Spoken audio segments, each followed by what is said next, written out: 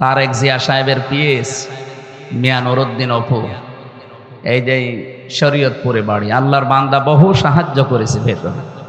এরা কয়েকজন না থাকলে আমার মনে হয় কষ্ট আমার আরো 100 গুণ বেড়ে যেত, কারণ ভেতরে তো কেউ কারো না, প্রত্যেকেই কবরের মতো মনে হয় কবরে আছে। ওখান থেকে শব্দগুলো মিলিয়ে যেটা আমি নিজে পড়ে পেয়েছি সেইটাই শোনাচ্ছি।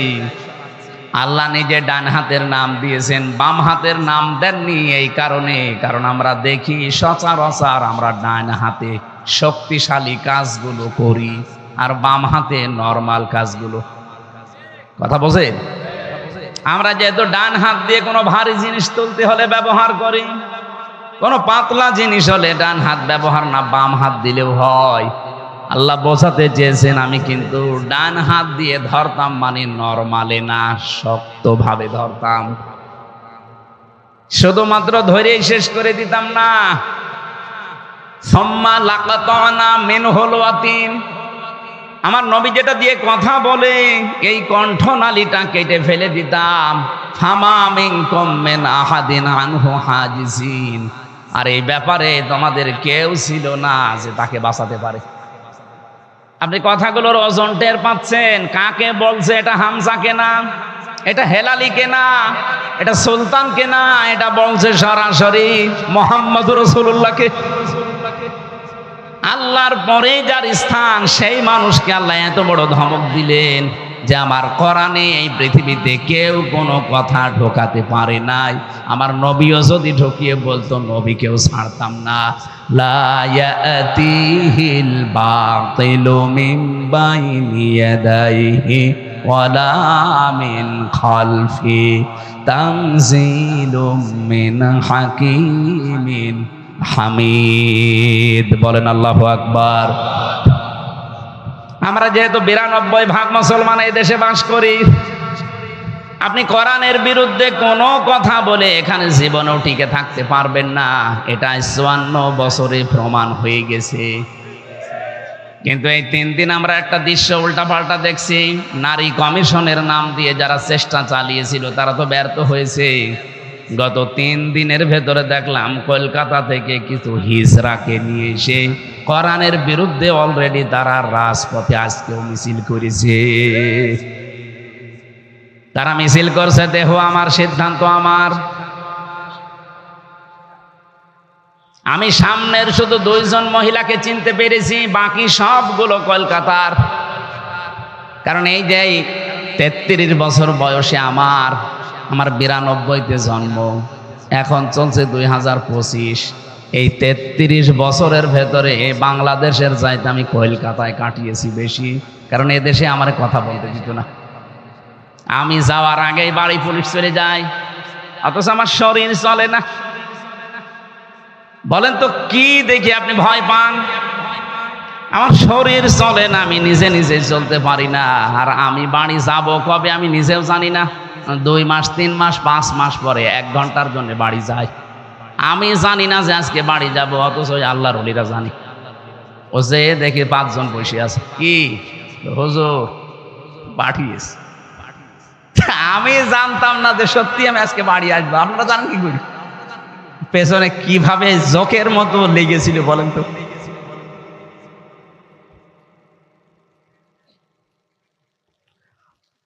আপনারা যে স্লোগান আজকে দিয়েছেন, 2 জনকে যেহেতু চিনলাম, চিত্র জগতে কাজ করে তারা, আর বাকি সবগুলো কলকাতা থেকে ভাড়া করে নিয়ে আসা, সবগুলোর মাথায় টিপ। তাদের সংস্কৃতি কিন্তু ঠিকই তারা মেনে মিছিল করছে। আর যেই মুসলিম মেয়েদেরকে সামনে পেছনে দিয়েছে, এরা নিজের অস্তিত্ব ভুলে অলরেডি মুশরিক হয়ে গেছে। দেহ আমার, সিদ্ধান্ত আমার, কথা আপনি বলতে পারেন? এ দেহ কি আপনার নিজের? ডাক্তার আছে, জিজ্ঞাসা করেন তো। মা বাবার দায়িত্ব শুধু বিছানায় থাকা, তাছাড়া বাকি যা দায়িত্ব আপনার মা বাবা আর পালন করে নাই। ওই বীর্যটা যদি ওখান থেকেই নষ্ট হয়ে যেত, আপনার কোন বাবা বলতো যে দেহ আমার? কোরআনে কারীম জানিয়েছে ওই জায়গা থেকে হামজা পর্যন্ত বানাতে পৃথিবীর কারো কোনো অবদান নেই। যা করেছে সব আমার আল্লাহ নিজে। ফালিয়ানজুরিল ইনসানু মিম্মা খলিকা মিম্মা দাফিকি ইয়াখরুজু মিন বাইনিস সুলবি ওয়াত তারাইব। রব্বুল আলামিন বলেন মানুষকে একটু নজর করে দেখে না, যারা স্লোগান দিলেন একটু পড়বেন সূরা তরিকটা। আল্লাহ বলছেন মানুষকে নজর করে দেখেন আমি কি দিয়ে বানালাম তারে। বাবার স্ফলিঙ্গ দিয়ে দ্রুত গতিতে বের হয়ে যাওয়ায় নাপাক পানিটা মায়ের রেহেমের ভেতরে আমি আল্লাহ জমা করি। আর এখন ডাক্তার যারা চিকিৎসা বিজ্ঞানীরা এখন দেখছে এই নাপাক পানি আল্লাহ 4টা জিনিস তৈরি করেন, চুল, রগ, হাড় আর পর্দা। মায়ের রেহেমের ভেতরে যে নাপাক পানি আছে, ফি করারিম মাকিন যেটা বলা হয় সুরক্ষিত জায়গা, ওই নাপাক পানিটা দিয়ে আল্লাহ আরো 4টা জিনিস বানায়, রক্ত, গোশত, চর্বি আর চামড়া। 4 4 8টা জিনিস এক হয়। আল্লাহ বলেন আমার নাম যে রব, এই রব নামের কারণে আমার বান্দা আর বান্দিকে আমি 5টা জিনিস দান করি। এই তথ্য পাবেন সূরা নাহাল 14 নম্বর পারা 14 নম্বর পৃষ্ঠা 13 নম্বর লাইনের 78 নম্বর আয়াতের মাঝের অংশে আছে ওয়াজআলা লাকুমুস সামআ ওয়াল আবসারা ওয়াল আফইদা ইলা আখিরি আয়াত। আল্লাহ তাআলা বলেন আমি শুধু রব নামের কারণে তোকে শ্রবণ শক্তি, দর্শন শক্তি, বাক শক্তি, আকেল শক্তি আর ঘ্রাণ শক্তি, এই 5টা আমি নিজে দিয়েছি, দুনিয়ায় কেউ তোরে দেয়নি। তোর মার বাবার বীর্জনী আমি 4 4 8টা জিনিস বানিয়েছিলাম, তো বাকি যে 5টা দিয়েছি নিজের দিকে একটু নজর করে দেখার জন্য। নজর দেওয়ার আরবি আল্লাহ কিন্তু র দিতে পারতেন, না দিয়ে নাজারা দিয়েছেন। র মানেও দেখা, নাজারা মানেও দেখা। ফালিয়ানজুরিল ইনসানু না দিয়ে আল্লাহ নাজারা না দিয়ে র দিলেন না কেন? যারা আধুনিকভাবে তাফসীর করে তারা লিখেছে মানুষ যেন সত্যি চিন্তা করে যে আমি আসলাম কোন জায়গা থেকে, আমার সৃষ্টির অস্তিত্বটা কি ছিল। এই 5টা জিনিস আপনি নিজের দিকে এখন একটু তাকিয়ে বলেন তো, সত্যি আল্লাহ যদি একটাও কম দিত আপনি কি পূর্ণাঙ্গ মানুষ হয়ে আসতে পারতেন? আল্লাহ আমাকে যদি দর্শন শক্তি না দিত, চেহারা আমার যতই সুন্দর হোক ওই বোতলের মতো। এখন স্লোগান চলছে না ঠান্ডা না বোতল, হ্যাঁ ও বোতলের মতো যতই আমার চেহারা সুন্দর হোক। বলেন তো চোখ যদি না থাকতো আমার মানুষকে বোতল বলেও ডাকতো, বলতো কানা বোতল, কানা বোতল বলতো।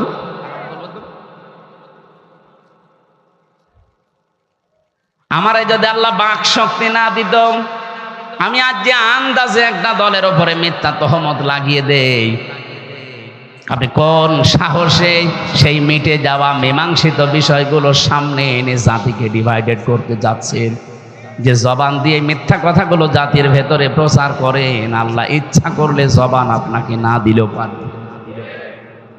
আমি এক কথায় বলতে চাই, কোনদিন এই দেশে কেউ যেন এই চেতনার বিক্রি না করে। কিসের 71, কিসের 47, কিসের 52, 24 আনতে পারেন না? এখন থেকে এই দেশে যদি কেউ কোনো কথা বলে 24 নিয়ে কথা বলা লাগবে। যেগুলো মীমাংসিত ইস্যু, এই বিষয়গুলো নিয়ে সামনে আসলেই বলবেন এটা হাসিনার দালাল। আপনি কোন কারণে সেই 54 বছরের আগের ইতিহাসটি নিয়ে আনেন? আপনি ওই সময় কয় কেজি ছিলেন বলেন? আপনি তো কেজি না, আপনার মা বাবার বিয়েও হয়নি। আমি আশা করব আমি কি ইঙ্গিত দিয়েছি আপনি বুঝেছেন, কারণ এই কয়জন মানুষ না, এটা রেকর্ড হচ্ছে, সারা পৃথিবী যাচ্ছে। সবাইকে উদ্দেশ্য করে বলতে চাই, এই দেশে যদি কেউ সামনে রাজনীতি করতে চান 24 নিয়ে রাজনীতি করা লাগবে। এখনো পর্যন্ত অনেকে 24কে স্বীকার করে না। এই যে ফজু পাগলা একজন আছে কিশোরগঞ্জের, আসলে একটা পাগলা।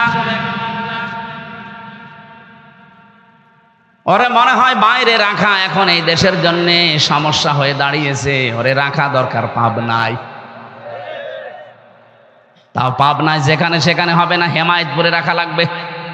এক কথা বলছেন, ওই রকম মাথা নিয়ে বাইরে থাকলে তো সমস্যা করবে। আবার বলে আমি বীর মুক্তিযোদ্ধা, আপনি যদি 71-এ যুদ্ধ করে বীর মুক্তিযোদ্ধা হন, এই 24 সালে যারা যুদ্ধ করেছে এরাও তো বীর মুক্তিযোদ্ধা। এদের কথা বলতে চান না কোন কারণে? না, আর চেতনা বিক্রি করা দেশে চলবে না। চেতনা এখন আমাদের 24-এর, যেই 24 নিয়ে 2732 জন মানুষ জীবন দিয়ে গেল, এদের জীবনের মূল্য সামনে দেখানো লাগবে। এরা জীবনটা এই জন্য দিয়েছিল যে আমার দেশ দেওয়ালে পিঠ থেকে গেছে বৈষম্যের শিকার হতে হতে। অথচ 15.5 বছরে আমরা দেখেছি বহু মানুষ এর বড় ওই ভাঙ্গা হাড়ি শুধু বাজিয়েছে। সামনে এই কাজ যারা করবে আল্লাহর কসম তারাও হাসিনার মতো মরবে। সব বাদ দিয়ে দেন, আপনি 24-কে ধারণ করিয়ে এগিয়ে যান, দেশটা দাঁড়িয়ে যাবে। মালয়েশিয়া, সিঙ্গাপুর মাত্র 2004 সালের পর থেকে তারা দাঁড়িয়ে গেল। কতগুলো দেশ ঘুরে আসলাম, তারা আমাদের পরে স্বাধীন হয়ে দাঁড়িয়ে গেছে। আর 54 বছরে আমরা দাঁড়াতে পারি না, শুধু ওই পেছনের ইস্যু টেনে আনার কারণে। আপনি যাদের উপরে দোষ দেন মন থেকে বলেন তো, এই মানুষগুলো কি একটাও 71-এর অপরাধী আপনি খুঁজে পাবেন? না। এই দেশে যারা এখন ইসলামী রাজনীতি করে, আপনি একটা মানুষকে দেখান যে এই লোকটা 71-এর অপরাধী ছিল। আর অপরাধী মানুষ কখন হয়? যখন কাজ করে। জামাত ইসলামের উপরে যে দোষ দেওয়া হয়, আরে ভাই 71 সালে এই মানুষগুলো তো যুদ্ধ করে নাই, যুদ্ধ করলে নাই, যুদ্ধ অপরাধী হয়। যুদ্ধ অপরাধীর সংজ্ঞা জানেন আপনি? যুদ্ধ করলে সেই লোকটা নাই, যুদ্ধ অপরাধী হবে। এরা তো যুদ্ধ করেও নাই, সাপোর্টও দেয় নাই, কোন দেশের পক্ষে ছিল না। আজ আপনি এই 54 বছর পরে যেটা বুঝছেন, এই মানুষগুলো 54 বছর আগে ওইটা বুঝেছিল। ভারত এখন মসজিদ ভাঙে। ভারত এখন কতগুলো মসজিদ ভেঙেছে দেখেছেন? ওয়াকফ আইনের নামে তারা মুসলমানদের হাজার হাজার বিঘা সম্পত্তি সব অবৈধভাবে নিয়ে নিচ্ছে। তামাম দুনিয়ার মানুষ এখন দেখছে যে বাংলাদেশের সবচাইতে বড় শত্রু এই ভারত। এটা আমরা এখন দেখেই 24-এর যারা আছি সব এখন এক বাক্যে, যেমন পাকিস্তানের পক্ষে, ভারতের বিপক্ষে। ওই সময়ও জামাত ইসলামী বাংলাদেশ বুঝেছিল ওরা যা করতে চায়, এ দেশটাকে ওরা অঙ্গরাজ্য বানিয়ে ফেলবে। আমরা তো গোলাম হতে চাই না।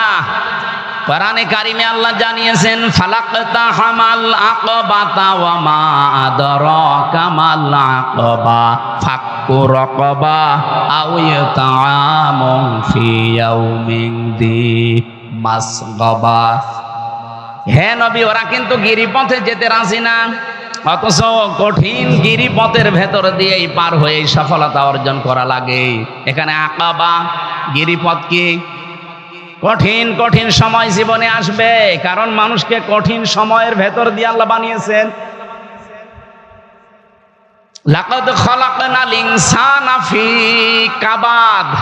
আল্লাহ বলেন মানুষকে কষ্ট ক্লেশ সহ্য করে করে এ পর্যন্ত ওর জীবনে কোনো দিন কষ্ট সারা কাটেনি। বাবা যেদিন বীর্যটা ফেলে দিয়েছে ওই দিন থেকে ও আরম্ভ করেছে একেবারে মরণ পর্যন্ত ওর এই খাবার থাকবে। আপনি চিন্তা করে দেখেন, যেদিন বাবা আমাকে ফেলে দিয়েছে ওই দিন থেকে 1 ফোঁটা বীর্যের ভেতরে কম পক্ষে 40 কোটি হামজা তৈরি হওয়ার ক্ষমতা ছিল। আমরা সবাই ওই দিন দৌড় দেওয়া আরম্ভ করেছিলাম মায়ের ওই রেহেমের ভেতরে, কিন্তু কেউ জরায়ুর দেওয়ালের সাথে ধাক্কা লেগে পড়ে গেছে, কেউ যেতে পারেনি।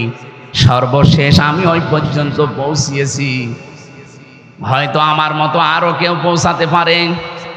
মায়ের রেহেমের ভেতরে জায়গা যদি থাকে, বিজ্ঞান প্রমাণ করছে একবারে 40 কোটি সন্তান ওখান থেকে হওয়া সম্ভব। কিন্তু জায়গা যেহেতু নেই, এই জন্য হয় 1টা হয়, 2টা হয়, 5টা হয়, 7টা হয়, 13টা পর্যন্ত এই পৃথিবীতে 13টা সন্তান এক মহিলায় একবারে জন্ম দিয়েছে ক্যালিফোর্নিয়ায়। একটাই মহিলা 13টা সন্তান একবারে জন্ম দিয়েছে, এর উপরে আর পারে নাই দুনিয়ায় কেউ। আমার মনে হয় মহিলার পেট না, ও একটা গোলা ছিল। 13টা বাচ্চা, আপনি হিসাব করেন তো। এখান থেকে আল্লাহ যদি আমারে ধাক্কা দিয়ে ফেলে দিত যে তোর আর দুনিয়ায় সে কাজ নেই, যা এখান থেকে পায়খানায় চলে যা, টয়লেটে চলে যা, আসতে পারতেন নাকি আল্লাহ পারতেন না? 8, 5, 13টা জিনিস যখন এক করে দিলেন, এই কঠিন মুহূর্তগুলো পার না করলে জীবনে সফলতা আসবে না। এই জন্য আল্লাহ প্রশ্নবোধক চিহ্ন দিয়েছেন, ওমা আদরাকা মাল আকাবা। হে নবী, আপনি কি জানেন আকাবা কি? এই গিরিপথ কি? এটা আল্লাহ নিজে এবার ব্যাখ্যা করছেন। ফাক্কু রাকাবা, এই কঠিন কাজগুলো আসলে একটা কঠিন, এটা দাসত্ব মুক্তির কাজ হাতে নেওয়া লাগে। কিসের দাসত্ব? এই ভালো করে শুনবেন, গুরুত্বপূর্ণ তথ্য এখান থেকে আসবে। ফাক্কু রাকাবা দিয়েছেন। আল্লাহ পাক বলতে চান, যারা সফল হতে চাও দুনিয়া আখিরাতে, তাদের এই কাজগুলো হাতে নেওয়া লাগবে। 1 নম্বরে তোমরা মানুষকে দাসত্ব থেকে মুক্ত করবে। এই আয়াতটা যেহেতু 1500 বছর আগে নাজিল হওয়া, তাফসিরে ইবনে কাসিরের ভেতরে দেখবেন এই জায়গাতে শুধু দেওয়া আছে ওই জামানায় যারা দাস দাসী ছিল তাদেরকে মুক্ত করুন। কিন্তু আধুনিক তাফসিরগুলো যে শুধু দাস দাসী না, ফাক্কু রাকাবার ব্যাখ্যায় লেখা আছে মানুষের তৈরি করা আইন কানুন থেকে, এমনকি মানুষের দাসত্ব থেকে মুক্ত করার জন্য যারা কর্মসূচি হাতে নেয় তারা সফল। এই বাংলাদেশে কে এই কর্মসূচি হাতে নিয়েছে? আপনি নিজের বিবেককে জিজ্ঞাসা করেন। খালি উল্টাপাল্টা ফতোয়া দিলে হবে? যে এদের আকীদা ভালো না আকীদা খারাপ। কি আকীদা খারাপ দেখেছেন আপনি? আমি কোরআন শরীফ মাথায় নিয়ে বলতে পারি গ্যারান্টি দিয়ে, 100% গ্যারান্টি দিয়ে, বাংলাদেশে জামাত ইসলামীর আকীদা হচ্ছে দেশ আল্লাহর, আইন চলবে আল্লাহর।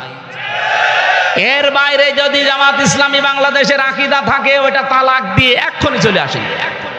যারা আছে কেউ যদি জামাত ইসলামের এখানে থাকে জিজ্ঞাসা করে দেখেন, এই মুরব্বীকে জিজ্ঞাসা করে, যদি জামাতের লোক হয়ে থাকে যে জমিন আল্লাহর, আইন চলবে আল্লাহর, এইটাই জামাতের আকীদা, আপনি বলেন তো এর বাইরে আকীদা আছে? ওই রকম আকীদা আমরা যদি পোষণ করে থাকি যে জমিন আল্লাহর, আইন চলবে মানুষের, ওই রকম দলে লাঠি ঝাঁটা দিয়ে চলে আসে, কোনো দরকার নেই ওই দরকার। আমরা চাই মানুষের তৈরি করা আইন কানুনে দেশে আমরা থাকতে দেব না। কি কথা বললেন না কেন? আপনি আমেরিকার দিকে তাকান, ওরা জাতে মাতাল হলেও কিন্তু তালে ঠিক আছে। আজ 236 বছর চলছে আমেরিকা, আজ পর্যন্ত কোরআনের একটা আয়াতের বিরুদ্ধে ওরা রাষ্ট্রের ব্যাপারে একটা কাজও করে নাই।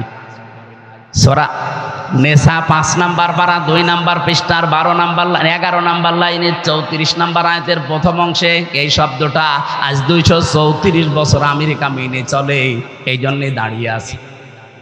আপনি দেখবেন আয়াতটা পড়ে লেখা আছে, আর রিজালু কাওয়ামুনা আলান নিসা, পুরুষ হবে নেতৃত্বদাতা আর মেয়েরা হবে তাদের আজ্ঞাবহ। ওরা আজ 236 বছর এটা মানছে, এই জন্য আজ পর্যন্ত কোন মহিলা ওদের প্রধানমন্ত্রী হতে পারে নাই। জাতে মাতাল হলেও তাহলে ঠিক আছে। ডোনাল্ড ট্রাম্পের মতো একজন মাতালকে তারা বসিয়েছে, এই কথা বলছেন না কেন? কিন্তু কমলা হ্যারিসের মতো এত বড় একটা শিক্ষিতা মেয়ে, এই পৃথিবীতে যদি 1000 বিশ্ববিদ্যালয় থাকে, আপনি র্যাঙ্কিং করবেন, মার্ক করবেন কোনটার পরে কোনটা। আমি আন্তর্জাতিক বিশ্ববিদ্যালয়গুলো গিয়েছি, যে তারা 1, 2, 3, 4, 5 হয় কি করে। বাংলাদেশে কতগুলো বিশ্ববিদ্যালয় আছে বলেন? এই তামাম দুনিয়ায় 257টা দেশ, 257টা দেশে যত ভার্সিটি আছে, যত বিশ্ববিদ্যালয় আছে, 1000 বিশ্ববিদ্যালয়ের তালিকা করা হলে বাংলাদেশের একটাও পাওয়া যায় না।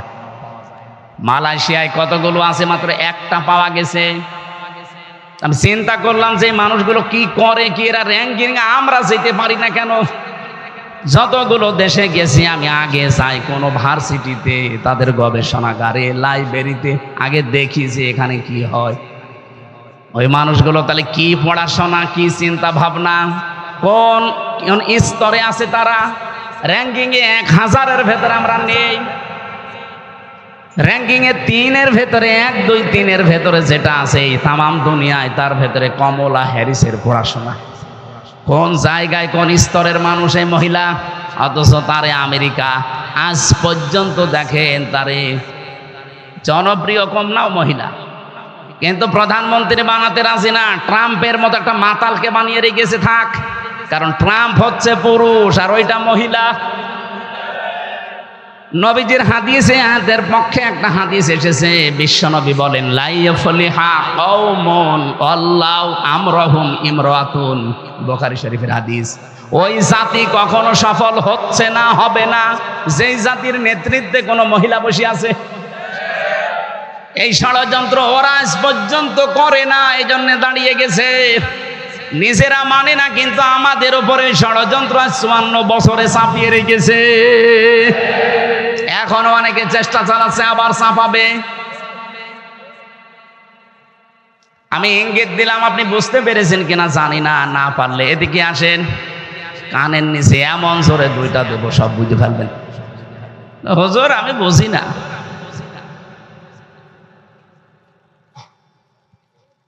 মেয়েরা যদি জায়গা মতো চলে যায়, আর আমরা পুরুষ মানুষ যারা, ওরা যদি আমাদের সামনে থাকে, বলেন তো বিশ্বনবী মুহাম্মদুর রাসূলুল্লাহ এমনি এমনি কথা বলেন নাই?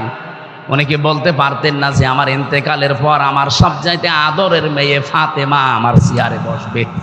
কেউ নিষেধ করত? কেউ নিষেধ করত না। তা আপনি কোথায় পেয়েছেন এই ভণ্ডামি? এই জন্য আমরা আগামীতে চাই যারা আমাদের দায়িত্বে আসবে তারা যেন পুরুষ হয়। বলেন, শুধু পুরুষ মানুষ হলে হবে না, সৎ হওয়া লাগবে। বহু মানুষকে আমরা পুরুষই দেখতাম, কিন্তু লোকটা সৎ না। এই জন্য সালমান এফ রহমানের মতো দরবেশ, ওর মাথার চুল থেকে পায়ের স্যান্ডেল পর্যন্ত পুরা সাদা, আমার মনে হয় ভেতরেও সাদা। না, আমি মাঝে মাঝে মামলার হাজিরা দিতে যেতাম, ওই শয়তানের দেখতাম আমার মাজায় দড়ি লাগিয়ে, হাতে পেছনে হ্যান্ডকাপ লাগিয়ে, ডান্ডা বেড়ি দিয়ে পায়ের সাথে, ওপরে ওই যে হেলমেট দিয়ে বুকের সাথে, যখন ওই কি কি লাগাই যেন বুকে, বুলেট প্রুফ জ্যাকেট। বলেন তো কি দৃশ্য লাগে ওই সময়। মাজায় দড়ি দিয়ে যখন আমার এই যে ছাগলের মতো গরুর মতো টেনে নিয়ে যেত, দেখেছি আমি নিজে কয়েকদিন ওই শয়তান দাঁড়িয়ে দাঁড়িয়ে টিপ্পনি কাটে। এখন ওর যা হচ্ছে, আমরাও যদি বলি যা হচ্ছে ঠিকই হচ্ছে। এত বড় একটা ভালো মানুষ মনে হয়তো না যে দরবেশ, নামই কেউ জানতো না, নাম জানতো যে দরবেশ, অথচ 36,000 কোটি টাকা চুরি করিস। 7টা ব্যাংক থেকে 36,000 কোটি। আমার মনে হয় মুরব্বীকে যদি আপনি এখন গুনতে দেন, ও গুনতে গুনতে জীবন শেষ করে ফেলবে, তাও টাকা গোনা শেষ হবে না। আপনি কি 2-1 টাকা মনে করছেন? 36,000 কোটি। আমার তো এই নাম শোনার পরে নিজে মনে হয় অজ্ঞান হয়ে যায়। অথচ একটা দরবেশ যদি এত টাকা চুরি করে, আর যেগুলো ধরবেশ,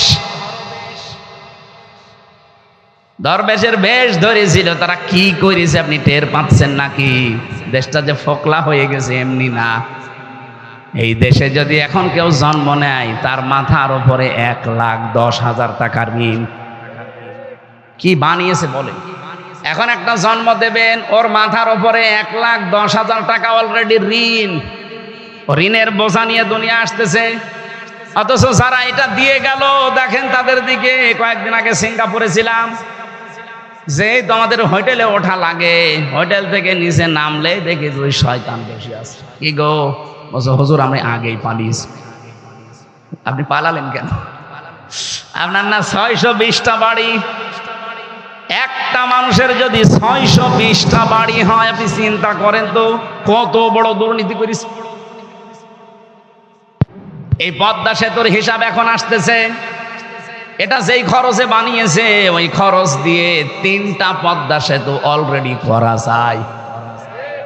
তাহলে আমার মনে হয় যে চাঁদপুর থেকে যে সেতুটা এখন বানানোর জন্য চিন্তা চলছে, রাজবাড়ী গোয়ালন্দ থেকে যে সেতুটা বানানোর চিন্তা চলছে, পদ্মা সেতুর টাকা দিয়েই 2টা সেতু হয়ে যেত যদি মারিং কাটিং না হইতো।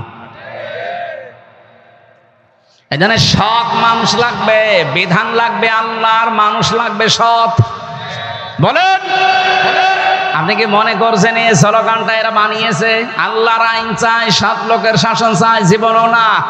সূরা বানী ইসরাইল 15 নম্বর পারা 9 নম্বর পৃষ্ঠা 2 নম্বর লাইনের 82 নম্বর আয়াতটার বাংলা অর্থ এই স্লোগান। وننزل من القرآن ما هو شفاء ورحمة للمؤمنين ولا يزيد الظالمين إلا خسارا বলেন আল্লাহু আকবার। শুধুমাত্র স্লোগান না, আল্লাহর কসম আমি নিজে দেখেছি এই দেশে যে মার কাটা তারা নেয় দাড়ি পাল্লা, এই মার কাটা আল্লাহ কোরআনে দিয়েছে। লাকাদ আরসালনা রাসূলানা বিল বায়্যিনাত ওয়া আনজালনা মাআহুমুল কিতাবা ওয়াল মিজান। আল্লাহ বলেন তিনটা জিনিস দিয়ে আমার রাসূলদেরকে আমি দুনিয়ায় পাঠিয়েছিলাম। এক নম্বরে তাদেরকে আমি কিতাব দিয়েছি, দুই নম্বরে তাদেরকে আমি মুআজিজা দিয়েছি, তিন নম্বরে তাদেরকে আমি ন্যায় এবং ইনসাফের প্রতীক দিয়েছি, যার নাম আমরা মিজান বলি, বাংলা বললে দাড়ি পাল্লা। তারা যে মার কাটা নিয়েছে এইটাও তো সূরা হাদীদের 25 নম্বর আয়াতের মাঝের অংশে। এই মার কাটার ভেতরে কি আছে? লিয়াকুমান নাসু বিল কিসতি। এই লাম ব্যবহার করা হয় 13টা অর্থে।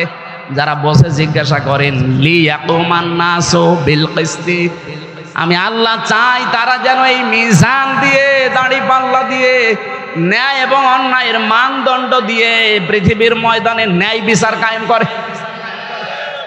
এই জন্য বাংলাদেশের হাইকোর্টের তাকে তাকান, সামনে হাইকোর্টে ন্যায় বিচার আছে কিনা আমি জানি না, কারণ আমি নিজে যখন পাইনি আমি বলবো যে নেই।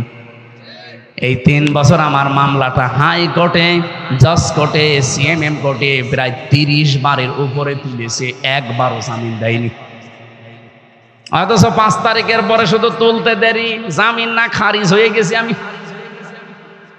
আমি বিচারককে জিজ্ঞাসাও করতে গেলাম, জজ সাহেব এই 3 বছর তো মামলা আপনার কাছে ছিল, তখন তো বললেন যে না, আজকে আপনি আমার মামলা দেখে বলছেন যে এর ভেতরে কোনো মাল নেই, আমি কি দিয়ে বিচার করব? জামিন না খারিজ করে দিলাম। উনি এটা আমার খাস কামরায় দেখে নিয়েছিল।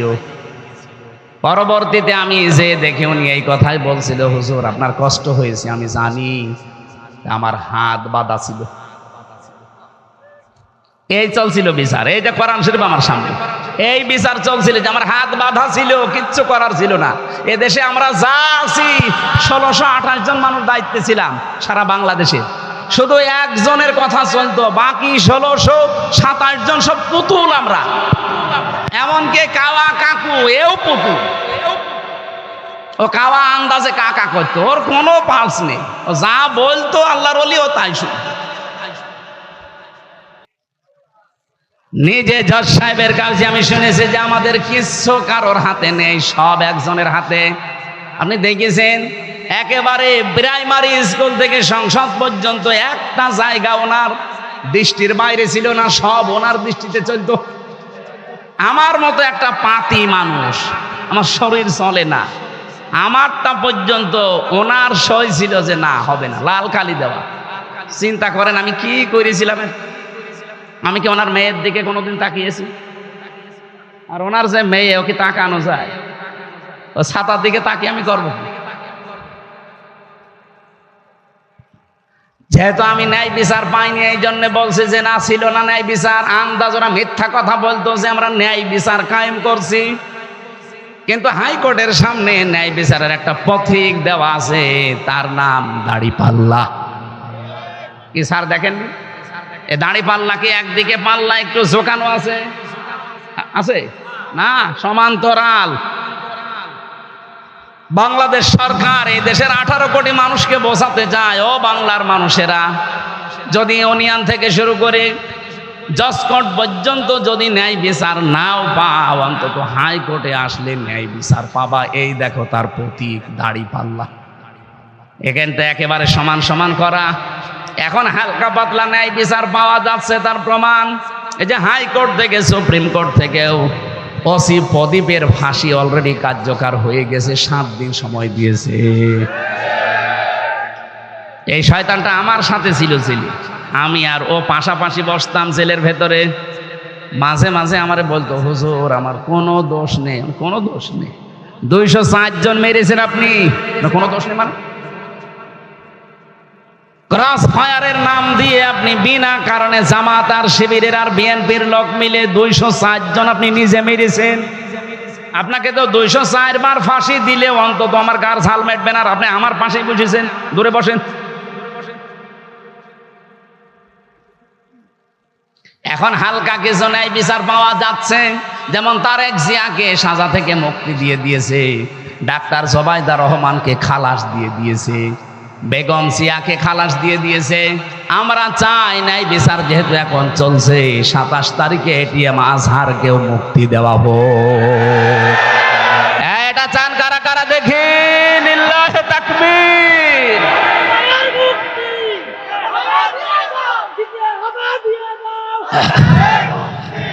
একটা মাজলুম মানুষ, আমি নিজে যাই কয়েকদিন মিশতে পেরেছি তার সাথে, তার যে ঈমান এখনো শক্ত।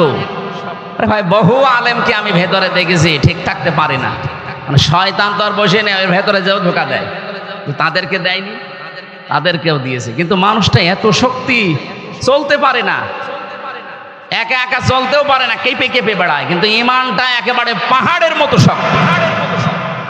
আমি যেই কয়বার দেখা করতে পেরেছিলাম, আমারে বলছে, হামজা, জীবনে কোনো দিন যেন মাথা নত না করি, এই দোয়াটুকু করবো, আর আল্লাহ যেন আমাকে শাহাদতের মরণ দেয়। কোরআনের পাখি সারাটা জীবন দোয়া করেছিল, আল্লাহুম্মা ইন্নী আসআলুকা শাহাদাতান ফি সাবিলিক, হে আল্লাহ, মরণ যদি দাও সাধারণ ভাবে দিও না, শাহাদতের মৃত্যু দিও।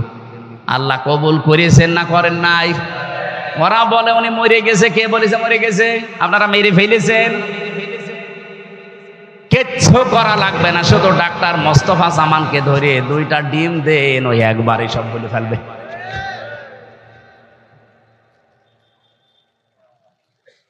রিমান্ডে যে কষ্ট আমাদেরকে দিয়েছিল, তার 100 ভাগের 1 ভাগ যদি এই মানুষগুলোকে দেন, আল্লাহর কসমে মানুষগুলো সব সত্য বেরিয়ে দেবে। আমার মাথার চুল থেকে পায়ের তালু পর্যন্ত 1 ইঞ্চি জায়গা বাকি নেই যেখানে টর্চার করে নাই। আমি যে চেয়ারে বসতে পারি না, খালি তো গদি আছে বলে বসে আছি, যদি কাঠ হইতো আমি 10 মিনিট পরে আমার ব্যথা শুরু হয়ে যেত। এমন এমন জায়গায় টর্চার করেছিল যেটা বউকে ছাড়া কাউকে দেখানো যায় না। মেশিন নিয়ে এসেছিল একদিন, বলছে যে এটা দিয়ে আমরা নখ তুলি। এমন সিস্টেমের মেশিন বানানো ওদের, পুলিশকে যদি দায়িত্বে থেকে থাকে জিজ্ঞাসা করেন, এই চেয়ারে বসিয়ে দেয় এভাবে। আমার আগে একজন বিএনপির ছাত্র দলের এক ভাইকে নিয়ে গেল চট্টগ্রামে বাড়ি। যাওয়ার সময় ভালো মানুষ গেল, আসার সময় দেখি বাবা মা বলে চিৎকার করছে। হাতের দিকে তাকিয়ে দেখি 1টা নখও নেই। এরকম একটা চেয়ারে একটা মানুষকে বসিয়ে দেয়। আমি একটা কথা হাফ ও মিথ্যা বলছি না, সব নিজে দেখেছি। রিমান্ডে চেয়ারের সাথে আটকে যদি বসিয়ে রাখে, তাও তো হয় ক্লিপ দিয়ে আটকিয়ে দেয় হাত আর এই গলা আর পা, আপনি নড়তেও পারবেন না। একটা মেশিন নিয়ে আসার পরে মেশিন একটা একটা করে তোলে না, একটা লাগিয়ে দেয় শুধু হাতের সাথে আর পায়ের সাথে। একটা করে টিপ দিলে আস্তে করে সব নখ উঠে চলে আসে। শুধু নখ উঠে আসলেও তো বাঁচা যায়, ওর উপর আবার মোল্লা সল্ট, ওই যে মিহি লবণ আছে পাতলা, ওইটা ছিটিয়ে দেয়। আমার যে অফিসার ছিল সঞ্জয় দত্ত, নিজে আমারে বলছিল, হুজুর দেলাওয়ারের নাম শুনেছেন না, ওই যে শিবিরের, ওরে আমরা লাথি দিয়েছি, বলের মতো পিটিয়েছি।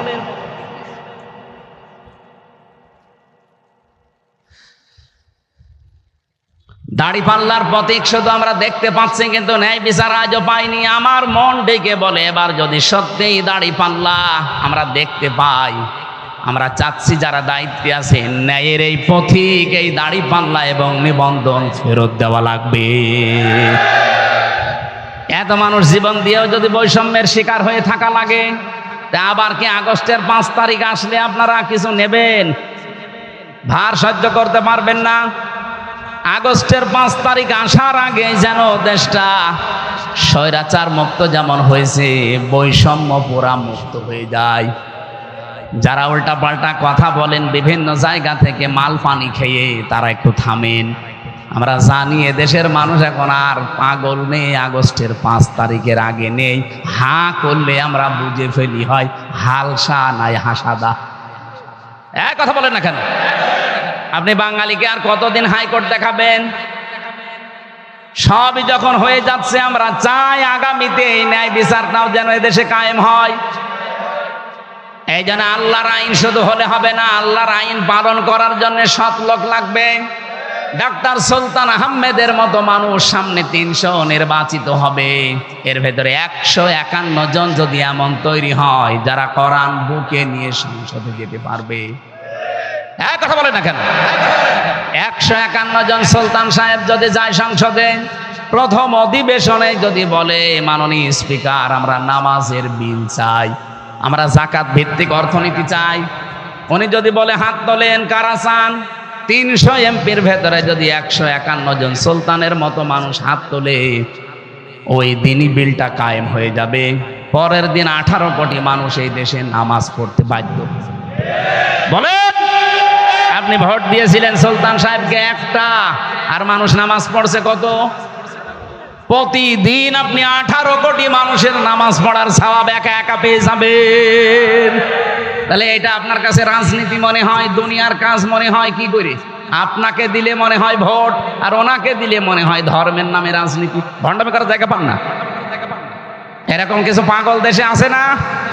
তাদের কথা এইটা যে আপনারা ইসলাম নিয়ে রাজনীতি করেন। তো ইসলাম নিয়ে রাজনীতি না করলে যেটা করবেন ওটা হবে দুর্নীতি।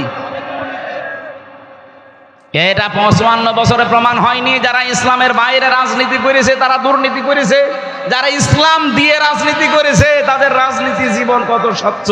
মাওলানা মতিয়ার রহমান নিজামী হাফিজাহ কি রহমতুল্লাহ আলাই, আমার কুষ্টিয়ার নিজের সাক্ষী আমি, যে চিনির মিল আছে, যে আখ সেন্টারের মিল নেই, ওটা স্বাধীনতার পর থেকে আজ পর্যন্ত কোনোদিন লাভের মুখ চোখে দেখে নাই। শুধু একবার লাভ হয়েছিল, যেইবার মাওলানা নিজামী সাহেব মন্ত্রী ছিলেন, ওই একবার। কেন বার এই 54 বছরে হয় না কেন? তার মানে দুর্নীতি হয়। কথা বলেন। এমনকি চুয়াডাঙ্গার দর্শনা যে কেরুজ মিল, চিনির মিল, এই 54 বছরে কোনোদিন লাভ হয়নি। একবার শুধু তারা লাভের মুখ চোখে দেখেছিল, যেইবার শিল্পমন্ত্রী ছিল মাওলানা নিজামী। আমি নিজে ওই সময় তখন ওখানে পড়তাম দর্শনা মাদ্রাসায়। আমার নিজের চোখে দেখা, শুনলাম যে মানুষটা সৎ হলে যে কি হয়, নিজে চোখে দেখেছি। মাওলানা নিজামী যাকে পাঠিয়েছেন, এরকম একটা ছোটখাটো মানুষকে, ছোট্ট মানুষকে পাঠিয়ে দিয়েছে, উনি এমডি। উনি রাত 3টার সময় এসে পৌঁছিয়েছে, কাউকে কিছু বলে নাই। সকাল 10টা থেকে যেহেতু ডিউটি শুরু হবে, মেন গেটে যাবার পরে দারোয়ানকে পরিচয়ও না দিয়ে চুরি করে একেবারে গোপনে এসেছে। দারোয়ানকে বলছে যে ভাই, আপনার পোশাক আশাকগুলো আমারে দেন, আপনি বাড়ির কাজ করে আসেন। বলা এটা করলে আমার চাকরি থাকবে? বলে চাকরি থাকে না, না থাকে আমি দেখবো। গোপন কথা কিছু না বলে পোশাকটা নিয়ে বলছে আপনি ভেতরে থাকেন, এই রুমের ভেতরে আমি দাঁড়িয়ে থাকবো এই গেটের সামনে। গেটের সামনে দিয়ে একটা একটা করে আসে, গাড়ি ঢুকিয়ে দেয়, জিজ্ঞাসা করে ঠিক আছে, হ্যাঁ ঠিক আছে। 10টার সময় অফিস একজন এসেছে, 11টা 40-এ, ওই সময় উনি গেট বলছে না, খোলা যাবে না। এই গেট খোলা যাবে না, দারোয়ানের এত ক্ষমতা। আমি এই পুরো প্রতিষ্ঠানের 3 নাম্বার দায়িত্বে আছি, এত বড় একজন মানুষ আমার ঢুকতে দেবেন না? না স্যার, আপনাকে আজকে ঢুকতে দেওয়া যাবে না, কারণ সময় এখন 11টা 40 বাজে, আর আপনার 10টায় আসার কথা। সময়ের জ্ঞান তোমার কাছে শেখা লাগবে। তুই তোকারি করেছে, গালি মন্ত্র দিয়েছে, রাগ হয়ে গেছে তো ঢুকতে দেয় না। তখন আর কি করবে? বাধ্য হয়ে শেষে মা তুলে গালি দেবে, এমন পর্যায়ে বলছে ঠিক আছে স্যার আপনি যান। দারোয়ানকে বলছে বেটা, এবার তোর পোশাক আশাক নিয়ে তুই দায়িত্বে থাক। চলে গেছে ওনার অফিসে, যে ডাক দিয়েছে যে ওই লোকটাকে ডাক দাও, ওই অফিসারকে। এসে দেখছে যে তাকে আমি দারোয়ান বলে এতক্ষণ গালিগালাজ করে আসলাম, সেই লোক এখন এমডির চেয়ারে। গত রাত 3টায় এসে পৌঁছিয়েছে, গোপনে, কেউ জানে না। পৌঁছিয়ে শেষ, ওনারে বলছে আপনি বসবেন না, দাঁড়ান। আপনার মুখে যে আধা হাত দাঁড়িয়ে আপনার জন্য না, কারণ এই দাঁড়িয়ে যিনি রেখেছিলেন তিনি জীবনে কোনোদিন কাজে ফাঁকি দেননি। কথা বোঝেন? আপনি এত বড় জব্বা গায়ে দিয়ে এসেছেন, এই জব্বা আপনার জন্য না, কারণ এই জব্বা যিনি গায়ে দিতেন মোহাম্মদ রাসূলুল্লাহ কোনোদিন এরকম কাজে ফাঁকি দেননি। আপনি আমার শুধু পোশাক আশাক দেখেই খারাপ ধারণা করেন, আমার সাইজ ছোট এই জন্য রাগ হয়। আরে ভাই, তাকওয়া তো শুধু পোশাকের ভেতরে না, দাড়ির ভেতরে না, টুপির ভেতরে না, তাকওয়া হচ্ছে অন্তরে। আজকে যদি এইটা আমরা ঠিক করতে পারতাম, এরকম সৎ মানুষ বাংলাদেশে খুব বেশি না, মাত্র 1628 জন তৈরি হয়ে যায়, এই দেশটা আল্লাহর কসম মালয়েশিয়ার মতো দাঁড়িয়ে যাবে। আমার কুষ্টিয়া বিশ্ববিদ্যালয়ের বড় ভাই ম্যাজিস্ট্রেট আব্দুল জব্বার মন্ডল, রাজশাহী বাড়ি, বাগমারা থানায়, দেখেছেন না, চমক দেখিয়ে দিয়েছে। তারপরও তার পেছনে সেরকম ব্যাকআপ নেই। যদি ব্যাকআপ থাকতো, আর এই মানুষগুলো যা করতে আরম্ভ করেছে, এই সৎ মানুষ যারে বলে, আল্লাহর আইনগুলো দিয়ে যদি সততার সাথে চালাতে পারতো, মাওলানা নিজামী মন্ত্রী হওয়ার পরে যেমন 36 টাকা ফেরত দিয়েছে, বাংলাদেশেও বাজেট শেষ করে টাকা ফেরত দিত। এমনি আল্লাহর আইন চাই, সৎ লোকের শাসন চাই বলি নাই, বলেছি এই কারণে আমরা চাই আগামী বছরে, আগামী নির্বাচনে সুলতান আহমেদের মতো মানুষ যেন 300-র ভেতরে 151 জন কোরআন বুকে নিয়ে যেতে পারে। এটা যদি কারো কাছে রাজনীতি মনে হয়, হ্যাঁ এটা আমার রাজনীতি, আপনার যা ভালো লাগে করেন। যদি মনে হয় এটা দুনিয়ার কাজ, হ্যাঁ এটাই দুনিয়ার কাজ। এটা যদি ধর্ম ব্যবসা মনে হয়, এইটাই আমার ধর্ম ব্যবসা। আমি চাই এ কোরআনকে এনার মতো মানুষ বুকে নিয়ে যাবে সংসদে। এক কথা বলেন না কেন? এতদিন যেতে পারেনি, এই কারণে আমরা এততে পিছিয়ে আছি। আপনি যেতে দেন, 54 বছর তো দেখলেন, যা তা একবার দেখা যায় না একটু।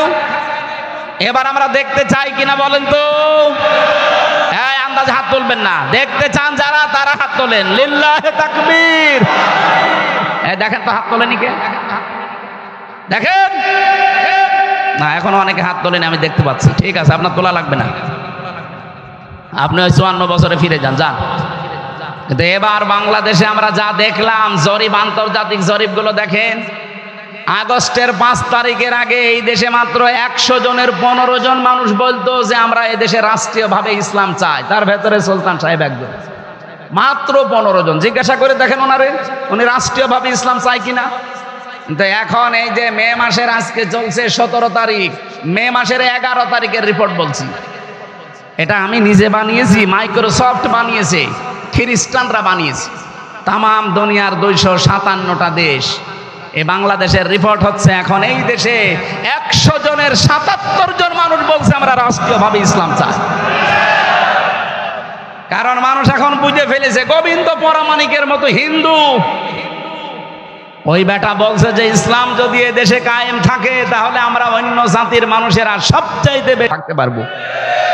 এমনি বলছে না, বাস্তবতা বুঝে বলছে। আমরা এটা চাই না বলেন তো?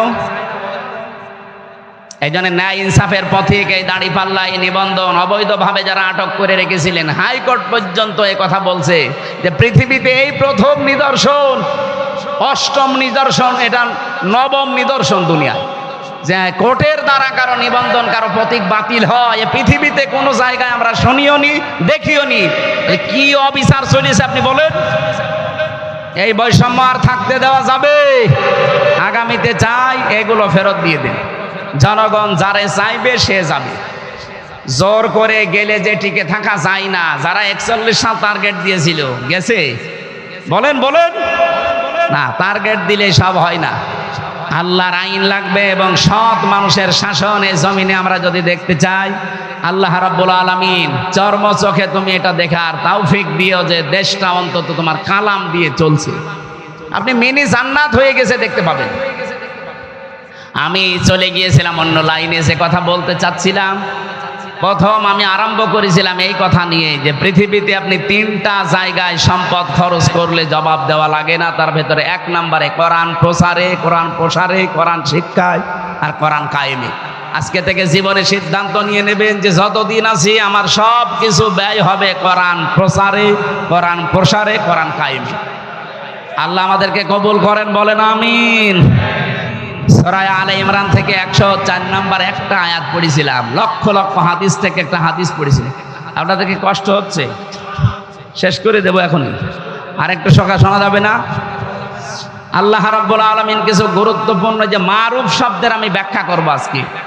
কিছু গুরুত্বপূর্ণ তথ্য আছে, আপনি দেখবেন জীবনেও শুনেছেন কিনা আমার মনে হয় না, শোনেননি। ওয়ালতাকুম মিনকুম উম্মাতুন, আল্লাহ তাআলা সহজভাবে না বলে গ্যারান্টি দিয়ে বলছেন অবশ্যই তোমাদের ভেতরে একটা দল থাকতেই হবে। যারা দলদারির কথা শুনলেই মনে মনে রাগ করেন, দল করা লাগবে মানে আমি কি নামাজ পড়ি না, রোজা রাখি না, আমার বউ পর্দায় থাকে, আমি হজ করে এসেছি, আমার দলদারি করা লাগবে মানে? আল্লাহ বলছেন একটা দল থাকা লাগবে। আপনি কি আল্লাহর চাইতে বেশি বোঝেন? বলেন। ওয়ালতাকুম মিনকুম উম্মাতুন, উম্মাতুনের আগে আলিফ লাম নেই যে দলটি না, উম্মাতুন মানে একটা দল।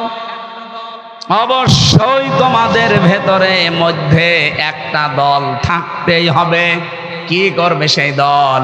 ইয়াদউনা ইলাল খায়র, যারা ভালো কাজে মানুষকে ডাকবে। এখন ভালো কাজ কি? আমরা বাংলাদেশের মানুষ অধিকাংশ মনে করি ভালো কাজ মানে চলো ভাই সলিমুদ্দিন নামাজ পড়তে যায়, ভালো কাজ। কে বলেছে আপনাকে? চলো ভাই সলিমুদ্দিন ওই জায়গায় মিলাদ হচ্ছে, একটু মিলাদে যাই। কে বলেছে এটা ভালো কাজ? ভালো কাজ কোনটা এ ব্যাখ্যা দেবে আমির হামজা। কথা বললেন না? আপনি ডাক্তার সুলতান সাহেবের ব্যাখ্যা শুনলে মানবেন। হামজা যত বড় আলেম হোক, হামজার ব্যাখ্যা মানবেন যতক্ষণ হামজা এবং সুলতানের ব্যাখ্যা আল্লাহর সাথে না মিলবে। আল্লাহ পাক বলেন ভালো কাজ কোনটা, কোরআন শরীফ আপনি পড়বেন, একটার সাথে আর একটা মিল করা আছে। ভালো কাজ আমি নিজে দেখেছি কোরআনের সফের ভেতরে, যালিকুম খায়রুল লাকুম। আল্লাহ বলেন এইটাই ভালো কাজ। কোনটা? এইটাই ভালো কাজ। কোনটা? ইন কুনতুম তা'লামুন, যদি তোমরা বিষয়টা জেনে থাকো। আল্লাহ এতটুকু বলে শেষ করলেন আয়াতটা। এবার এটা ভালো কাজ কি আল্লাহ ব্যাখ্যা দিয়েছেন এর আগে। সূরা সফের 9, 10, 11 নম্বর আয়াত পর্যন্ত বাড়ি যে মিলাবেন আজকে। ভালো কাজ কোনটা আপনি নিজেই বুঝে ফেলবেন। রব্বুল আলামিন জানাতে চেয়েছেন, হাল আদুল্লুকুম আলা তিজারাতিন তুনজিকুম মিন আযাবিন আলীম। আমি কি দালালাত করব, ইঙ্গিত দেব, তোমাদেরকে বলে দেব, সন্ধান দেব, জানাবো যে পৃথিবীতে একটা কাজ যদি তোমরা করো, ব্যবসা, তাহলে তোমাদের জাহান্নামের কঠিন আযাবে যাওয়া লাগবে না। সেই ব্যবসাটা, সেই কাজটা কি? তুমিনুনা বিল্লাহি ওয়া রাসূলিহি, আল্লাহর প্রতি ঈমান এমন ভাবে আনবা যে ঈমানের ভেতরে কোনো ভেজাল থাকবে না। এদিকে তাকান, বাংলাদেশে ঈমানদারদের ভেতরে ভেজাল আছে না নেই? আমার মনে হয় এই ভেজাল ঈমানদার যদি আপনি আস্তে আস্তে বাদ দেন, তো ঈমানদারি খুঁজে পাবেন না। ঈমানের ভেতরে ভেজাল কিভাবে ঢোকে আমি এখানে 10টা পয়েন্ট লিখেছিলাম। আমরা যে অজু করি, অজু ভেঙে যায় 7 কারণে। কয় কারণে? এই 7 কারণের এক কারণও যদি আপনার ভেতরে পাওয়া যায়, আপনার অজু থাকবে। বলেন বলেন। এই যে রক্ত বের হয়ে গড়িয়ে যদি পড়ে, তাহলে অজু ভেঙে যায়। আপনি আলেমদেরকে জিজ্ঞাসা করেন, কিন্তু রক্ত বা পুষ যতক্ষণ আপনার শরীরে লেগে থাকবে, পড়িয়ে যাচ্ছে না, ততক্ষণ আপনার অজু থাকবে। কিন্তু গড়িয়ে পড়ে গেলে অজু শেষ। কথা বলছেন না কেন? এই ভাঙ্গা অজু দিয়ে নামাজ, বলেন বলেন। এটা যেমন সহজে বুঝলেন যে ভাঙা অজু দিয়ে নামাজ হয় না। রোজাও ভেঙে যায়, নামাজও ভেঙে যায়। নামাজ ভাঙে কয় কারণে? 19 কারণে। এর একটাও যদি পাওয়া যায়, বলেন তো ওটা কি নামাজ না নামাজ শেষ? ওটা আবার পড়া লাগবে। এগুলো সহজে যেমন বোঝেন, ঈমানও তো ভেঙে যায়, নষ্ট হয়ে যায়। ঈমান যে 10 কারণে ভেঙে যায়, নষ্ট হয়ে যায়, এখানে অনেকেই আমরা জানি না। কথা বলেন না কেন? একটা কারণে, প্রথম কারণ হচ্ছে শিরিক। কেউ যদি শিরিক করে, তার ঈমান আর থাকে না, ভেঙে যায়, নষ্ট হয়ে যায়। আবু জেহেলের ঈমান ছিল, কিন্তু শিরিক ছিল, এজন্য ওর ঈমানে কোনো কাজ হয়েছে। এখন যদি বলেন আবু জেহেলের ঈমান ছিল, মানে হ্যাঁ ছিল। কোরআনের কাছে আপনি আসেন, ওয়ালা ইন সাআলতাহুম মান খালাকাস সামাওয়াতি ওয়াল আরদা লা ইয়াকুলুনাল্লাহ। আল্লাহ বলেন, হে নবী, আপনি যদি আবু জেহেলকেও জিজ্ঞাসা করেন যে আসমান আর জমিন কে বানিয়েছে, ও লা ইয়াকুলুনাল্লাহ, গ্যারান্টি দিয়ে বলবে আল্লাহ বানিয়েছে। তাহলে আল্লাহ আবু জেহেলের ইমান ছিল না? ইমান ছিল, পাশাপাশি ও আল্লাহর সাথে শিরিক করতো। এই জন্য ওর ইমান আছে না ভেঙে গেছে? বাংলাদেশে বহু ইমানদার আমরা এখন ইমানের দাবি করছি, কিন্তু ইমান নেই, ইমান ভেঙে গেছে। ও বাংলার মুসলমানেরা, এই জন্য এই ব্যবসা করে যদি আপনি জাহান্নাম থেকে বাঁচতে চান, আর এইটাই যেহেতু ভালো কাজ, তাহলে ইমান আনা লাগবে শিরিক মুক্ত না শিরিক যুক্ত। এরপরে রাসূলিহি, রাসূলের উপর ঈমান আনা লাগবে। তার মানে নবুয়তের যে জিন্দেগি 40 থেকে 63, এই 23 বছরের 1 সেকেন্ড আপনি বাদ দিতে পারবেন না। এক কথা বলেন না কেন? উনি যা যা করেছিলেন এই নবুয়তের জিন্দেগিতে তাই করা লাগবে। উনি 13 বছর মার খেয়েছিলেন, আমরা 15 বছর মার খেয়েছি। উনি 10 বছর রাষ্ট্র চালিয়েছিলেন, আমরা 1 বছরও পাইনি। তার মানে এই সুন্নতটা পালন করা লাগবে না? রাসূলের প্রতি ঈমান আনা মানেই তার এই জীবনটা মেনে নেওয়া। 3 নম্বরে কি? অতজাহিদুনা ফি সাবিলিল্লাহ বিআমওয়ালিকুম ওয়া আনফুসিকুম। আল্লাহ পাক বলেন, তারা যুদ্ধ করবে, জিহাদ করবে, সংগ্রাম করবে, আন্দোলন করবে জান আর মাল দিয়ে, যার তার রাস্তায় না, আল্লাহর রাস্তায়। বলেন বলেন। ওয়া ইয়া'মুরুনা বিল মারুফ, তারা ভালো কাজে আদেশ করবে। বড়গুনাবাসী, ঈমান থেকে এবার কথা বলবেন, এই বাংলাদেশে কি ভালো কাজের আদেশ আছে না অনুরোধ আছে? কি আছে? বলেন বলেন। আল্লাহকে এখানে পুরা কোরআনে কোন জায়গায় আপনি পাবেন যে ভালো কাজে অনুরোধ করো? না। হয় তা'মুরুনা না ইয়া'মুরুনা, আপনাকে আদেশ করা লাগবে। আর আদেশের জায়গায় না থাকলে আদেশ করা যায় না। চেয়ারে না থাকলে আপনার আদেশ কেউ শুনবে? বলেন বলেন। আপনি যে আলটা যে খালি রাজনীতি মনে করেন, এইটাই আসল নীতি। আল্লাহ বলেন ওয়া'মুরুনা বিল মারুফ, তারা ভালো কাজের দিকে মানুষকে ডাকবে। ভালো কাজ কোনটা? ওই যে যেটা বললাম, আল্লাহর জমিনে আল্লাহর রাস্তায় জান আর মাল খরচ করা, এটা ভালো কাজ। ওয়া'মুরুনা বিল মারুফ, তারা ভালো কাজে আদেশ দেবে। এই বাংলা অর্থটা আসলে ঠিক নেই। এই আয়াতের ভেতরে বাংলা অর্থ এটা হয় না। ইয়া'মুরুনা, তারা আদেশ করবে, অনুরোধ করবে না, আদেশ করবে, নির্দেশ দেবে, আইন জারি করবে। কিসের? বিল মারুফ। মারুফ মানে কি? এই যে এই ব্যাখ্যাগুলো ঠিক না ভাই, এগা আধুনিক ব্যাখ্যায় নিয়ে আসবেন এই শব্দগুলো। মারুফ শব্দের শাব্দিক অর্থ, এর আগে দেখবেন আলিফ লাম দিন নির্দিষ্ট করে দিয়েছেন মারিফা, এর আগে বা আছে। ওয়া'মুরুনা বিল মারুফ, আমি আলেমদেরকে বলছি এবার এটা দরকার।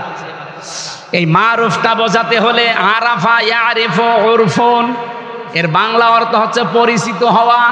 কি পরিচিত হওয়া না? পরিচিত আপনি কোথায় হইলেন? আল্লাহ যে নির্দেশ করলেন যে পরিচিত কাজগুলো তোমাকে নির্দেশ দেওয়া লাগবে। পরিচিত কাজ কি? এই পরিচিত কাজ জানার জন্য আপনাকে একটা ক্লাসে যাওয়া লাগবে। এদিকে তাকান, যে চলে যায় যাক, আপনি শোনেন আগে। এই যে পরিচিত কাজ, একটা শব্দ শুনবেন, এরকম 918টা জিনিস আপনি একবারে জেনে ফেলবেন। কোরআনে এই একটা শব্দের ভালো করে ব্যাখ্যা বোঝেন। যেহেতু আল্লাহ ইয়া'মুরুনা বিল মারুফ, তারা আদেশ করবে পরিচিত জিনিস। পরিচিত জিনিস কি? আর আমরা পরিচয় হলাম কোন দিন থেকে? কখন আমার সাথে এর পরিচয় আছে? একটা ক্লাসে আপনি ফিরে যান, ওই ক্লাস থেকে আপনি পরিচিত জিনিসগুলো জানতে পারবেন, যে ক্লাস আল্লাহ নিজে নিয়েছিল আর একজন নবীর মাধ্যমে আল্লাহ ক্লাস করিয়েছেন। ও আল্লামা আদামাল আসমা কুল্লাহা। কি শোনেন এই আয়াত? আল্লাহ শিক্ষা দিয়েছিলেন আদমকে। কি শিক্ষা? এসএমের বহু বচন আসমা। ওয়া আল্লামা আদামাল আসমা কুল্লাহা, তার কাছে যা ছিল সব জিনিসের নাম তিনি শিখিয়েছিলেন। না, এটা বাংলা অর্থ ভুল। কে বলেছে এসএমের বহু বচন আসমা দিলে আপনি অর্থ করতে পারবেন? আমরা অধিকাংশ আলেম মনে করি এখানে আল্লাহ মনে হয় আদমকে এই ক্লাসে শিখিয়েছিলেন নাম মানে এই গরু, ছাগল, হাঁস, মুরগি, ঝিঙা, পটল, এই সমস্ত জিনিসের নাম। নাকি আপনি কোনো দিন আপনি চিন্তা করেছেন বলেন তো, যে আল্লাহ নিজে ক্লাস নিচ্ছে আর এখানে ক্লাস করছে আমার মতো সলিমদ্দি গলিমদ্দি না? কে? নবী, একজন নবী আদম আলাইহিস সালাম। আর ক্লাসরুম যেটা, ওটা কি এই বড়গোনা বেতাগি কোন জায়গা? জান্নাত। ক্লাসরুম অনুযায়ী এই যে বিশ্ববিদ্যালয়গুলো যে এই যে মার্কিং করা হয়, 1000-এর ভেতরে বাংলাদেশ নেই কেন? কারণ ওই সমস্ত জায়গায় যে র্যাঙ্কিং, যে অবস্থান, তাদের স্তরগুলো কি দিয়ে তারা র্যাঙ্কিং করে? ক্লাসরুমের ভেতরে এমন এমন কিছু তারা সেট করেছে যা থেকে এমন কিছু বের করা যায়। ওই 1000-এর ভেতরে বাংলাদেশ নেই কেন? এই কারণে নেই, কারণ এখানে 1000-এর ভেতরে থাকার মতো যোগ্যতাও পর্যন্ত আপনি যেতে পারেননি। তাদের যে গবেষণা সেল, গবেষণাগার, যে কিতাব, যে আধুনিক যন্ত্রপাতি তারা সেট করেছে। আমি মালয়েশিয়া ইন্টারন্যাশনাল ইসলামিক ইউনিভার্সিটিতে গিয়েছিলাম, ওদের লাইব্রেরিতে ঢুকে দেখি আমার কুষ্টিয়া বিশ্ববিদ্যালয়ের লাইব্রেরির কমপক্ষে 50 গুণ বড়। এখানে কিতাব খুঁজতে হলে 10 মিনিটে সব শেষ, আর ওখানে কিতাব খুঁজতে হলে কম্পিউটার লাগে। কত তালায় কত কত সেলফে কোন কিতাবটা আছে, আপনি কম্পিউটারে টিপ দেবেন, ওই জায়গায় যাবেন, তারপরে আর ঘুরে ঘুরে যদি দেখতে হয় 3 দিন পর একটা কিতাব পাবেন। ক্লাসরুম এবং গবেষণাগার ওই পর্যায়ের না হলে গুরুত্বপূর্ণ জিনিস ওখান থেকে শিক্ষা দেওয়া যায় না। আপনি এখান থেকে মিলান, একটা ক্লাস নিচ্ছে আল্লাহ নিজে, শিক্ষক উনি নিজে, ছাত্র আমার মতো হামজা না। ছাত্রকে আদম নবী, একজন নবী ছাত্র, তাও প্রথম নবী। এরপরে ক্লাসরুমও সাধারণ জায়গা না, ক্লাসরুম সরাসরি কি মনে হয় ওখানে আল্লাহ আলু পটল ভেঙা সেগুন এই বাঁশ খেতা এগুলো শিখিয়েছে। কি শিখিয়েছে? এই যে ইয়ামুরুনা বিল মারুফ, আমরা যেটা বলি যে সৎ কাজের আদেশ করো, কে বলিস আপনাকে? এই পৃথিবীতে যত ভালো ভালো কাজ, ওয়ায়ানহাউনা আনিল মুনকার, তারা নিষেধ করবে না, শুধু বাধার সৃষ্টি করবে না। শব্দের শাব্দিক অর্থ হচ্ছে প্রতিবন্ধকতা সৃষ্টি করা। এই নদীতে স্রোত চলছে, আমি আর ডাক্তার সাহেব যদি বলে ওই স্রোত বন্ধ হয়ে যা, হবে? এটা বন্ধ হওয়ার জন্য কি করা লাগবে? বাঁধ দেওয়া লাগবে। কথা বলছেন না কেন? বেড়ি দেওয়া লাগবে। কথা বলেন। এখানে আমার মতো ডাক্তারের মতো কাবার ইমাম নিয়ে এসে যদি বলেন সু মন্তর সু দিয়ে দিলাম, বন্ধ হবে না, বাদ দেওয়া লাগবে। অন্যায় বন্ধ করার জন্য শুধু ওয়াজ করলে হয় না, অন্যায় বন্ধ করার জন্য আইনের পাশাপাশি বাধা দেওয়ার মতো পেছনে এরকম সাপোর্ট লাগে। শুধু বাদ দিয়ে ছেড়ে দেবেন আবার ভেঙে যাবে, পেছনে বাঁশের সাপোর্ট দেন, ওটা টিকে থাকবে। এই দেশে আজ 54 বছরে আমরা শুধু ফতোয়া দিতে পেরেছি, এই ফতোয়াকে কার্যকর করেছি। আমি নিজে ফতোয়া দিয়েছিলাম কুষ্টিয়ায়, আমার গ্রামে জেনার বিচার একেবারে সরাসরি 2 জন জেনা করেছে, মানে সরাসরি করেছে, মানুষ দেখেছে, 4 জন সাক্ষী হলে যেহেতু প্রমাণ হয়ে যায়, দেখেছে। আমার কাছে জিজ্ঞাসা করছে যে সাক্ষী এই যে এরা, এদের জিজ্ঞাসা করেন, হ্যাঁ ওরা স্বীকার করেছে যে আমরা করেছি, তো হয়েছে কি, এখন কি করব? আমি বললাম এর বিচার হচ্ছে এই মাটির ভেতরে বুক পর্যন্ত গেড়ে দিয়ে পাথর মেরে ফেলা, এটা কোরআনের বিচার। এটাকে আমি বানিয়েছি, সূরা নূরের ভেতরে আছে না? এখন এটা বলার পর এখন যদি গ্রামবাসীকে বলতাম যে আপনারা আরম্ভ করেন, আমার মনে হয় ওই মহিলা আর ওই পুরুষকে সঙ্গে সার করার আগে আমার সঙ্গে সার করত। ওই যে পুলিশ আছে, ধরে নিয়ে যেত, বলতো হুজুর এই দেশে কোরআনের আইন আছে, আপনি ফতোয়া দেন, কার্যকর করতে গেলেন কোন কারণে? আল্লাহ বলেন ওয়ায়ানহাউনা আনিল মুনকার, অন্যায় কাজে শুধু নিষেধ করবে, বাবা সলিমদ্দি এটা করো না। না, ইসলামের আইনগুলো অনুরোধ না, এটা আদেশ। ডু ইট, এটা কর। আল্লাহ কি এরকম আদেশ করে নাই কোরআনে? নাকি বাবা সলিমদ্দি চলো একটু নামাজ পড়তে যায়? কে বলিস আপনাকে? ওয়ায়ানহাউনা আনিল মুনকার, বাধার প্রাচীর তৈরি করা লাগবে। আমরা 54 বছর এটা পারি নাই, যেহেতু এই যে ভালো কাজ কোনটা এটা আজও আমরা জানি না অনেকে। এটা ক্লাসরুমে আল্লাহ শিখিয়েছিলেন আদমকে। এই আসমা মানে শুধুমাত্র নাম না, এই গাছপালা মাইক এগুলোর নাম না। এই আসমা মানে যত রকমের ভালো ভালো কাজ আছে, এই অন্যায়ের বাধা দেওয়া আছে, সবগুলো ওই ক্লাসে আমাদের আদম নবীকে, আদি পিতাকে আল্লাহ একদিনে শিখিয়েছিলেন, যেটা ফেরেশতারা জানতো না। কি কথা বলেন না কেন? ওই দিন থেকে আমরা যেহেতু আদমের পৃষ্ঠদেশ থেকে বের হওয়া, ওয়াইদ আখাযা রাব্বুকা মিন বানি আদামা মিন যুহুরিহিম যুররিয়াতাহুম, স্মরণ করো ওই সময়ের কথা যখন আদম নবীর পৃষ্ঠদেশ থেকে তার সন্তানদেরকে আমি আল্লাহ বের করেছিলাম। যেহেতু আমাদের বাবা ক্লাস করেছিলেন, বাবার পেট থেকে আমরা বের হয়েছিলাম, উনি যা যা জেনেছেন সবগুলো আল্লাহ আমাদেরকে ওই বাবার পেট থেকে বের করার সময় জানিয়ে দিয়েছে। এই জন্য দুনিয়ায় আসার পরে কেউ যদি লেখাপড়া নাও করে, ও যদি জ্ঞান অর্জন নাও করে, ওই এক ক্লাসে যা পেয়েছে কোনটা ন্যায় কোনটা অন্যায় ও কিন্তু এমনি জানে। এক কথা বললেন না কেন? এই যে ন্যায় কোনটা অন্যায় কোনটা আপনাকে কোন ক্লাসে শিখিয়েছে বলেন? ওই ক্লাসে যেদিন আমার বাবা ক্লাস করেছিল। আমরা এইভাবে যদি আসমার ব্যাখ্যাগুলো আর শোনাতে পারতাম সারা দেশে, যে ভালো ভালো কাজ কোনটা, এখানে 500টা ভালো কাজের নাম আছে। কয়টা জানি আমরা ভালো কাজ? খালি ভাই সলিমুদ্দিন নামাজ পড়তে যায়, চলো রোজা রাখি, চলো একটু দাড়ি রাখি, এই ভালো কাজ? ইসলামের কোন কাজে অনুরোধ আছে? সব কাজে আছে আদেশ। যেই দল এই কাজগুলো করতে চায় যে ভালো কাজে আদেশ করা হবে, অন্যায় কাজে বাধার প্রাচীর তৈরি করা হবে, আল্লাহ বলেন উলাইকা হুমুল মুফলিহুন, এরাই সফল কাম। বাংলাদেশে 73টা দল কাজ করছে। বিবেক দিয়ে বলেন যে এই কর্মসূচিগুলো কোন দলে আছে? যাদের দলে আছে সেই সফল কাম দলে আপনাকে থাকার আহ্বান জানাচ্ছে। এখন যদি আপনার মনে হয় যে না এটা রাজনীতি, হ্যাঁ এটাই আমার রাজনীতি, কোন আলেম নিয়ে এসে বসাবেন, এখানে বসেন, আমার আয়াতের ব্যাখ্যা ভুল ধরতে। আমরা আসমার ব্যাখ্যা বুঝি না, মারুফের ব্যাখ্যা বুঝি না, নাহার ব্যাখ্যা বুঝি না, ওই মানধাতা বলে যা লেখা আছে ওইটা পড়ে পড়ে শেষ করে দিই। আজ ভালো কাজগুলো আমরা একটা অনেকে জানি না। 500 ভালো কাজ আছে এই কোরআনে, নিষেধ আছে 500, একটাও চলে না। আন্দাজে বিশাল মমিন হয়ে বসে আছে। সফলতার জন্য সূরা বালাদের যেটা পড়েছিলাম না, 5টা গুণ থাকা লাগবে। তার প্রথম গুণ এইটা যে মানুষের দাসত্ব থেকে মানুষকে যারা মুক্ত করার জন্য চেষ্টা চালায়, আও ইতাআমুন ফি ইয়াউমিন যি মাসগাবা, যারা এতিম মিসকিন অসহায় এদের পাশে যারা দাঁড়ায়। আগস্টের 5 তারিখের পর থেকে আপনি তাকান, কত জায়গায় বন্যা দুর্ভিক্ষ দেখা দিয়েছিল বিভিন্ন এলাকায়।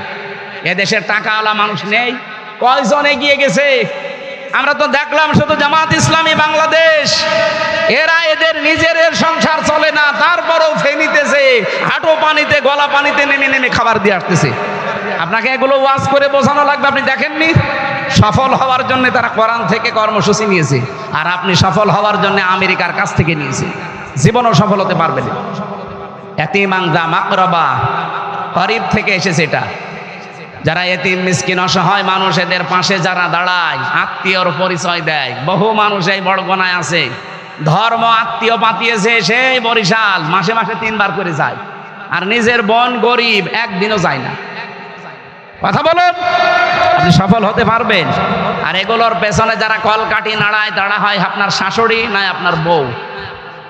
আপনার বউর কারণে, শাশুড়ির কারণে, পরিবারের কারণে রক্তের সম্পর্কগুলো আজ আমরা ঠিক রাখতে পারি না।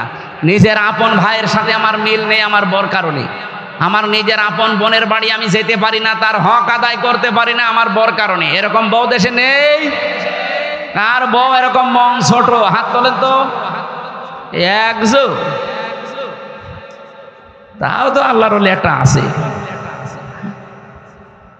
এই না, ওই এমনি হাত তোলে না, ওই তো কোন জাহান্নামে আছে ও টের পাচ্ছে। সম্মানিত মা বোনরা, আপনারা এসেছেন কেন আমি জানি না। আপনারা শুধু নামাজ পড়া, রোজা রাখা আর কালো বোরকা পরায় মনে করেন ইবাদত। কে বলেছে আপনাকে? স্বামীর কাছে বারবার বলবেন যে যার যার সাথে রক্তের সম্পর্ক আছে এগুলো ঠিক রাখো। নবীজি বলেন যদি কোনো স্ত্রী চায় যে আমার স্বামী আরো বেশি দিন বেঁচে থাক, আমার স্বামীর সংসার, সম্মান, রিজিক আরো বেড়ে যাক, সেজন্য বারবার স্বামীকে বারবার এই কথা বলে যে স্বামী যা করো রক্তের সম্পর্ক যেন নষ্ট না হয়। আজ অনেক সন্তান তার নিজের আপন মা বাবাকে আলাদা করে দিয়ে সম্পর্ক নষ্ট করে ফেলছে। এর পেছনে দায়ী কে? বউ। বলেন বলেন। আমি কি একটু বেশি বলে ফেললাম? আমি নিজে দেখতেছি বাংলাদেশে বহু পরিবার এটা চলছে। সম্মানিত মা বোনেরা, এই জায়গায় একটু উদার হবেন। কয়দিন থাকবেন দুনিয়ায়? আপনার কারণে যদি এর আপন মা, আপন বাবা নারাজ হয়ে যায়, আল্লাহর আরশ পর্যন্ত নারাজ হয়ে যাবে। এই যে রাজশাহীতে সেই দিন 4টা ছেলে মেয়ে, তারপরও মুরব্বী যে টেনে মাথা দিয়ে মরে গেল। কি একটা দুঃখ, মানসিক যন্ত্রণায় থাকলে একটা জিন্দা মানুষ এই কাজ করতে পারে। এই যে পলাশ সাহা এএসপি, এই যে স্যারকে জিজ্ঞাসা করে দেখেন, একজন এএসপি, তার মানে একটা জেলার দ্বিতীয় দায়িত্বে আছে সেই লোকটা, খালি বউ আর মা, এই দুইজনের মনোমালিন্যের কারণে লোকটা দুনিয়া থেকে বিদায় নিল, নিজের অস্ত্র দিয়ে নিজে মরে গেছে। মা বোনেরা, আমি আশা করছি শাশুড়ি যারা এসেছেন পুত্রবধূকে একটু ছাড় দেবেন আপনার ছেলেটার জন্য। আর বউ যারা এসেছেন, যেহেতু 25-30 বছর আমার পেছনে আমার মা আর বাবা শ্রম দিয়েছে নিঃস্বার্থভাবে, সুতরাং কিছু না কিছু সহ্য করা লাগবে। আল্লাহ আমাদের পরিবারটা, এই যে এতিমাংদা মাকরবা, নিকট আত্মীয় যারা অসহায় এতিম, এই মানুষগুলোর যারা খোঁজ খবর রাখে, আও মিসকিন আংদা মাতরবা, যারা ধলি মলিন অসহায়, যারা কাজ করে খায়, এদের কাছে যারা এগিয়ে যায়। আজ বাংলাদেশে বললাম 73টা দল, কিন্তু একটা দলের কর্মসূচি এই অনাথ, ধোলামলিন, শরীরের ভেতরে ঘাম ঝরছে, গন্ধ বের হচ্ছে, এরকম মানুষের কাছে যে খাবার পানি স্যালাইন এই গরমের ভেতরে দিয়ে বেড়ায়। এ জেলায় দিয়েছে কিনা আমি জানি না, আমার কুষ্টিয়াতে অলরেডি দিয়েছে এবং দেখতেও পাচ্ছি। অনেক মানুষ আবার টিটকারি করে, 20 টাকার পানির বোতল আরে 10 টাকার স্যালাইন, 30 টাকা দিয়ে আবার আপনি 30 টাকাও দিয়েছেন, কত 30 টাকা অন্তত দিয়েছে এক একজনকে। যদি 500 মানুষকে দেয় কত 30 হয়, আর আপনি কয় টাকা দিয়েছেন? আপনি তো ঘর থেকেই বের হন না। এই কর্মসূচি যারা হাতে নিয়েছে তারা বানিয়ে না, কোরআন থেকে নিয়েছে। সুম্মা কানা মিনাল্লাযীনা আমানু, তাদের আরেকটা গুণ আছে, তারা ঈমান আনার পরে ওয়াতাওয়াসাউ বিস সাবরি ওয়াতাওয়াসাউ বিল মারহামা, দুনিয়ায় যত কঠিন পরিস্থিতি হোক ধৈর্য ধারণ করে, সবর করে, যে যার পাপের শাস্তি সে পেয়ে যাবে।